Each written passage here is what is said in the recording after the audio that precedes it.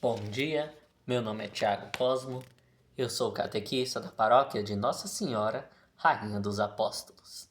E hoje eu irei falar sobre as 4 grandes vocações cristãs. No vídeo da semana passada, eu comentei sobre a questão da incompatibilidade da mulher com a vocação sacerdotal. E neste vídeo falei também sobre a existência de outras vocações. Eu falei que há vários outros caminhos para o cristão seguir e que todas essas vocações são de grande importância. Sendo assim, eu decidi expandir esse assunto e falar sobre todas as vocações cristãs. Mas primeiro, nós precisamos entender o que é uma vocação. A vocação é um chamado de Deus, um caminho a qual Deus nos coloca para exercer a mensagem do Evangelho. Ou seja, a vocação é uma missão pessoal dada por Deus a cada um de nós, para que nós possamos cumpri-la ao longo da nossa vida. Existem muitas formas diferentes de se servir a Deus e muitos dons espirituais nos concedidos pelo Espírito Santo. Porém, o ministério da Igreja reúne eles em 4 grandes caminhos de vida, que nós chamamos de as 4 grandes vocações. Estas vocações são, primeiro, a vocação sacerdotal, em segundo, a vocação matrimonial, em terceiro, a vida consagrada e, em quarto, os ministérios leigos. A primeira delas, vocação sacerdotal, contempla os ministros ordenados, as pessoas que são chamadas a fazerem parte da hierarquia da Igreja e agem como os nossos pastores e os nossos líderes religiosos.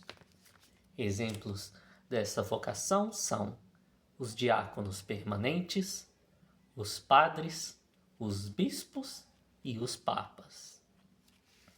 A segunda vocação é a vocação matrimonial, ou seja, a vocação ao casamento. Esta vocação tem como o foco principal a criação da família. A família, que é a igreja doméstica, uma instituição que serve como um grande exemplo de vida para a sociedade e também como um exemplo de moral cristã, uma coluna de sustentação para a própria sociedade como um todo. Na terceira grande vocação, nós temos a vida consagrada. Na vida consagrada, as pessoas abdicam tanto de uma vida profissional quanto de uma vida familiar para viver sobre os 3 votos evangélicos. Esses votos são a pobreza, a castidade e a obediência. Eles fazem isso para ter uma ligação especial e direta com a perfeição de Jesus Cristo. E então focam a sua vida na caridade e na contemplação de Deus. Exemplos de vidas consagradas são as freiras, os freis, os frades e os monges católicos. Por fim, nós temos a 4ª grande vocação, que na verdade são várias, os ministérios leigos. Essa vocação contempla pessoas tanto casadas quanto solteiras que decidem trabalhar em uma atividade específica para auxiliar no projeto de Deus, seja dentro da igreja ou em atividades de auxílio aos mais necessitados. Exemplos de alguns destes ministérios são os leitores, os cantores e animadores, os catequistas, os ministros não ordenados, os líderes pastorais, os grupos de oração e de evangelização, e também todos aqueles que participam de instituições de caridade. E além disso, existem também outros ministérios, que são chamados de ministérios pré-vocacionais. Estes outros ministérios geralmente são voltadas a crianças e adolescentes e têm como objetivo ensiná-los sobre a doutrina cristã e também guiá-los para encontrar a sua verdadeira vocação quando chegarem à maturidade. Alguns exemplos deles são os catequizandos, os coroinhas, os acólitos e os membros de grupos de jovens.